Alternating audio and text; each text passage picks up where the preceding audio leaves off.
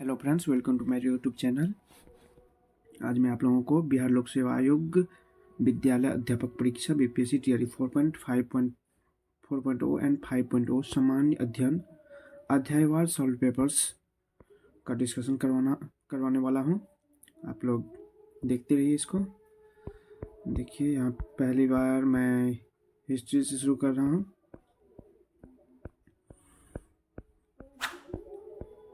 सामान्य अध्ययन, general history, प्राचीन भारत का इतिहास। देखिए, पहला क्वेश्चन यहाँ पे है कि निम्नलिखित में से कौन सा जानवर सिंधु घाटी सभ्यता के लोगों को नहीं पता था। तो इसमें क्या हो जाएगा? बैल है, घोड़ा है, हाथी है, उपयुक्त में से कोई नहीं। तो उपयुक्त में से कोई नहीं हो जाएगा।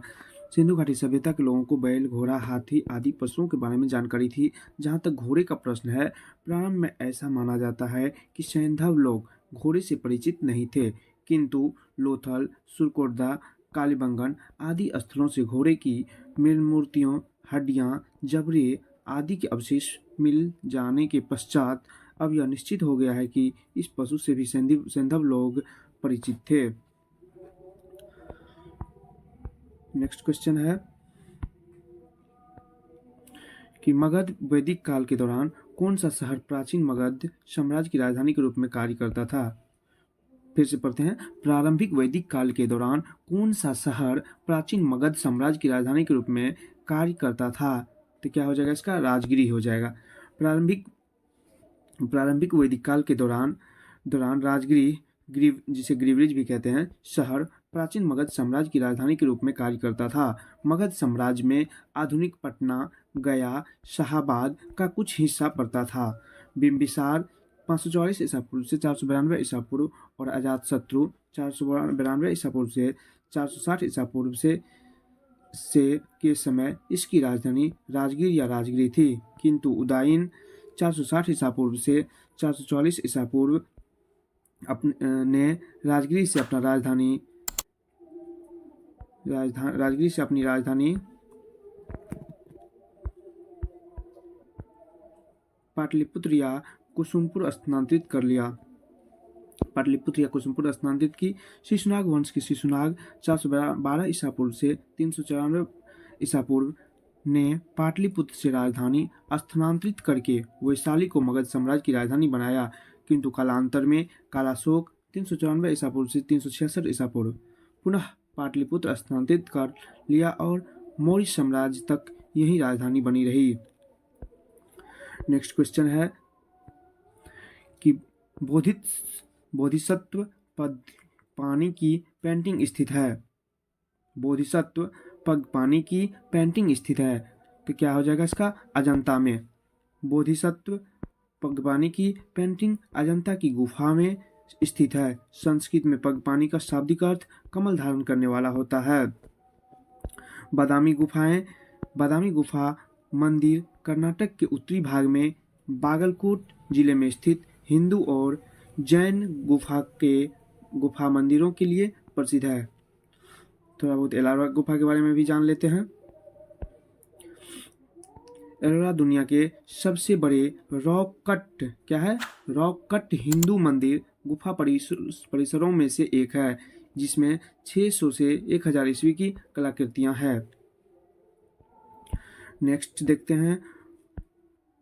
भारतीय कला में स्तूप, चैत्य और विहार का निर्माण निम्नलिखित में से किससे संबंधित है।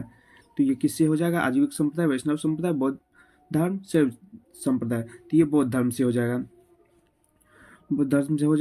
भारतीय कला में स्तूप, चैत्य और विहार का निर्माण बौद्ध धर्म से संबंधित है। बौद्ध धर्म की धार्मिक वास्तुकला भारतीय उपमहाद्वीप में विकसित हुई है। चैत्य बौद्ध पूजा स्थल है, जबकि विहार बौद्ध भिक्षुओं का निवास स्थल होता है। स्तूपों का निर्माण का उद्देश्य गौतम बुद्ध के पवित्र अवशेषों की पूजा व सुरक्षा थी। नेक्स्ट क्वेश्चन 16 महाजनपद से है। मगध एवं अंग के मैदान निम्नलिखित में से किसके हिस्से हैं। तो ये किसकी है? ऊपरी गंगा का मैदान का, मध्य गंगा का मैदान का, निम्न गंगा का मैदान का, उपयुक्त में से एक से अधिक, उपयुक्त में से कोई नहीं। तो ये किसका हिस्सा हो जाएगा? ये मध्य गंगा का मैदान का हो जाएगा। मध्य गंगा का मैदान पूर्वी उत्तर प्रदेश और संपूर्ण बिहार तक विस्तृत है। अंग महाजनपद का क्षेत्र वर्तमान भागलपुर तथा मुंगेर जिले में स्थित था। मगध महाजनपद वर्तमान पटना, गया तथा शाहाबाद में स्थित था, जो मध्य गंगा के मैदान में स्थित है। नेक्स्ट है कि कौटिल्य किस स्थान में राजनीतिक विज्ञान और अर्थशास्त्र के प्राध्यापक थे? तो ये कहाँ पे थे? तक्षशिला में था। तक्षशिला कहाँ पे था? तक्षशिला में। कौटिल्य, जिन्हें चाणक्य के नाम से भी जाना जाता है, एक प्रसिद्ध भारतीय अर्थशास्त्री, दार्शनिक और राजनीतिज्ञ सलाहकार थे। ये प्राचीन तक्षशिला विश्वविद्यालय में राजनीति विज्ञान और अर्थशास्त्र के प्राध्यापक थे, जो विश्व के सबसे पुराने विश्वविद्यालय में से एक था और प्राचीन भारत में शिक्षा का केंद्र भी था। नेक्स्ट है, निम्नलिखित कथनों पर विचार कीजिए। फाहियान एक चीनी तीर्थयात्री था जो हर्ष के शासनकाल के दौरान भारत आया था। नेक्स्ट स्टेटमेंट है, ह्वेनसांग एक चीनी बौद्ध भिक्षु थे जिन्होंने चंद्रगुप्त द्वितीय के शासनकाल के दौरान भारत का दौरा किया था। इसमें अब पूछ रहा है उपयुक्त में से कौन सा कथन सही है? केवल एक, केवल दो, एक और दो, दोनों उपयुक्त में से कोई नहीं। इसका क्या हो जाएगा? उपयुक्त में से कोई नहीं। फाहियान एक चीनी बौद्ध तीर्थयात्री था जो चंद्रगुप्त द्वितीय के शासनकाल के दौरान भारत आया था। पाटलिपुत्र शहर में फाहियान ने लगभग 3 साल संस्कृत का अध्ययन किया। ह्वेनसांग एक चीनी बौद्ध भिक्षु था जो राजा हर्षवर्धन के शासनकाल में भारत आया था। उसने कश्मीर, सियालकोट, कन्नौज तथा नालंदा में हीनयान और महायान बौद्ध धर्म का अध्ययन किया। अतः कोई भी कथन सही नहीं है। नेक्स्ट क्वेश्चन है, चीनी स्रोत के अनुसार श्रीलंका के शासक मेघवर्मन ने गया में बौद्ध मंदिर बनाने की अनुमति के लिए निम्नलिखित में से किस गुप्त राजा के पास एक मिशनरी भेजा था? तो देखते हैं, चंद्रगुप्त प्रथम के पास, समुद्रगुप्त के पास, चंद्रगुप्त द्वितीय के पास, इनमें से कोई नहीं। तो ये किसके पास भेजा था? ये क्या कहते हैं इसकी, समुद्रगुप्त के पास। समुद्रगुप्त के पास भेजा था। चीनी स्रोत के अनुसार श्रीलंका के शासक मेघवर्मन ने गया में बौद्ध मंदिर बनाने की अनुमति के लिए गुप्त शासक समुद्रगुप्त के पास एक मिशनरी भेजा था। नेक्स्ट क्वेश्चन, प्राचीन भारतीय धातुकर्म का आश्चर्य लौह स्तंभ स्थित है। तो कहाँ स्थित है? ये पुणे में, दिल्ली में, लखनऊ में, उपयुक्त में से कोई नहीं। ये दिल्ली में स्थित है।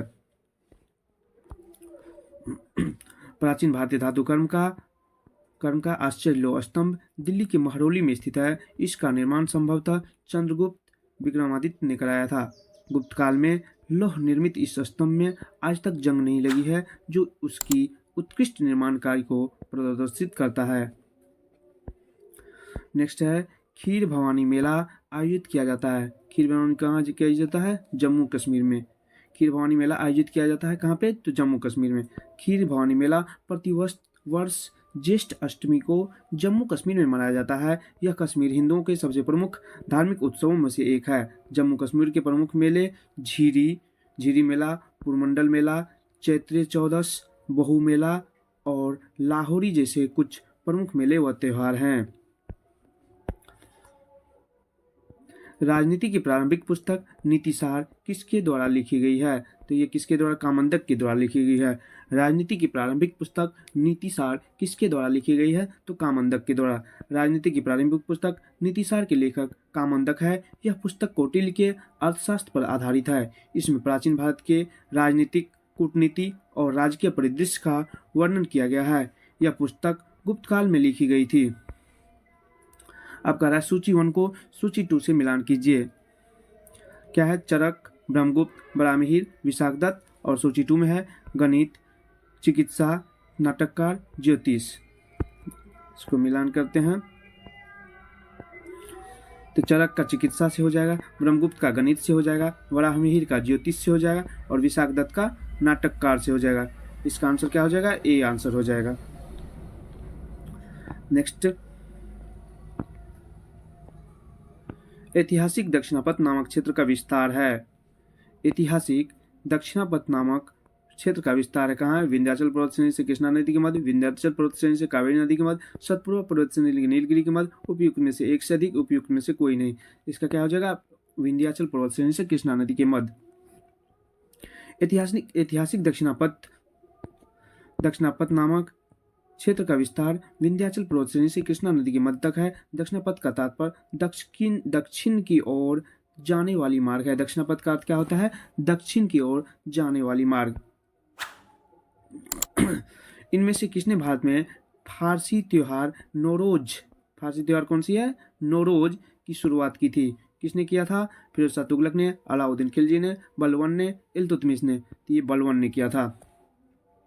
बलबन पहला सुल्तान था जिसने भारत में फारसी त्योहार नौरोज की शुरुआत की थी। बलबन फारसी संस्कृति और परंपराओं के प्रति अपने प्रेम के लिए जाना जाता था। उसने अपने दरबार में गैर इस्लामी प्रथा सिजदा और पाबोश की शुरू किया था। मोहम्मद बिन तुगलक के शासनकाल में भारत आए प्रसिद्ध मुस्लिम खोजकर्ता इब्न बतूता किस देश के थे? तो इब्न बतूता किस देश के थे? तो मोरक्को का। सल्तनतकालीन तुगलक वंशी शासक मोहम्मद बिन तुगलक के शासनकाल में आए प्रसिद्ध खोजकर्ता एवं यात्री इब्न बतूता अफ्रीका के मोरक्को का निवासी था। वह मध्य एशिया के मार्ग से होते हुए भारत के सिंध प्रांत में वर्ष 1333 में पहुंचा। मोहम्मद बिन तुगलक का शासनकाल कब थे? 1325 से 1351 ईस्वी तक था। ने इब्न बतूता को दिल्ली का काजी नियुक्त किया था।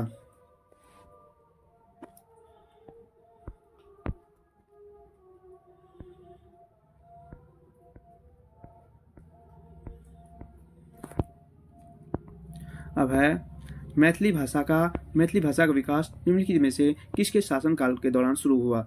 चेरो राजवंश, ओइनेवार राजवंश, पिथिपति, कर्नाट राजवंश। तो ये कौन सा हो जाएगा?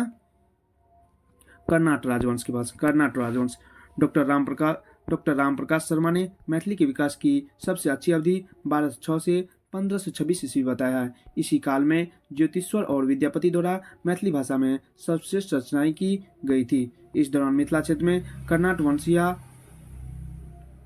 सिमराव वंश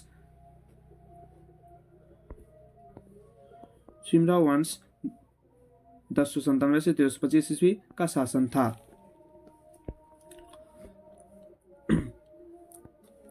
नाथपंथियों, सिद्धों और योगियों ने भक्ति धर्म को किस क्षेत्र में लोकप्रिय बनाया? किस क्षेत्र में लोकप्रिय? उत्तर भारत में।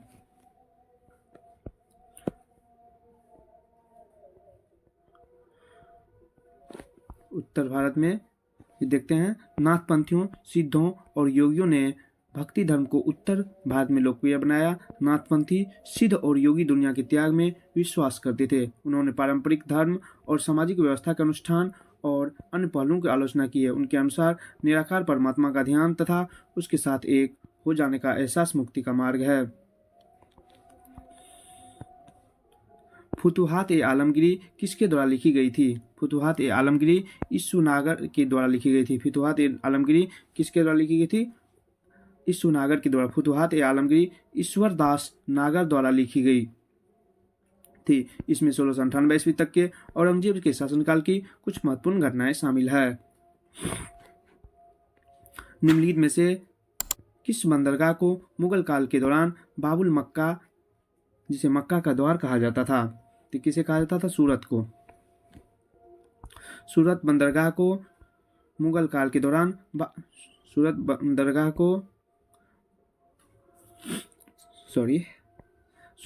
को मुगल काल के दौरान बाबुल मक्का का द्वार कहा जाता था, क्योंकि मक्का की तीर्थयात्री सूरत से शुरू होती थी। सूरत गुजरात का प्रमुख शहर है। यह अपने वस्त्रों के लिए जाना जाता है। मध्यकाल के दौरान यह एक महत्वपूर्ण बंदरगाह था। इसे पश्चिमी एशिया के प्रवेश द्वार के रूप में भी जाना जाता है।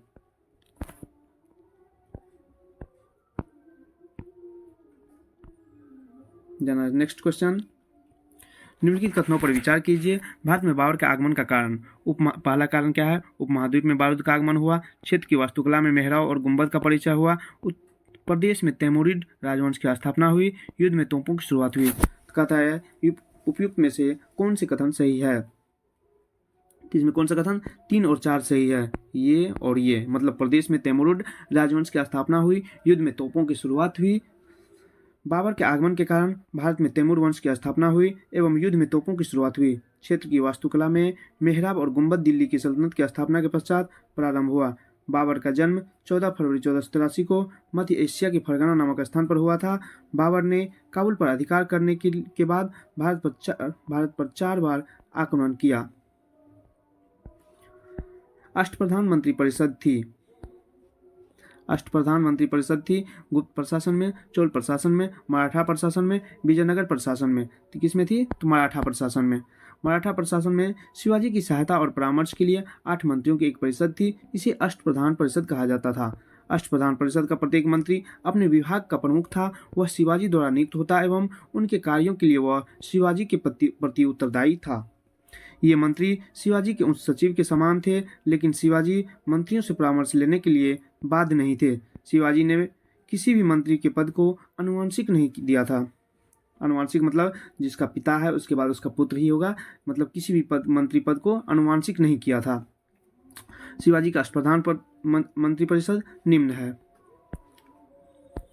पेशवा अथवा मुख्य प्रधान जो राजा का प्रधानमंत्री होता था, अमात्य जो वित्त एवं राजस्व मंत्री होता था, वाकिया नवीस जो कि वर्तमान गृह मंत्री होता था, सुमंत वर्तमान विदेश मंत्री को होता था, सचिव जो राज्य के पत्र व्यवहार, सेनापति सर ए नौबत, न्यायाधीश मुख्य न्यायाधीश होता था, पंडित रॉस जिसे धार्मिक कार्यों के लिए होता था।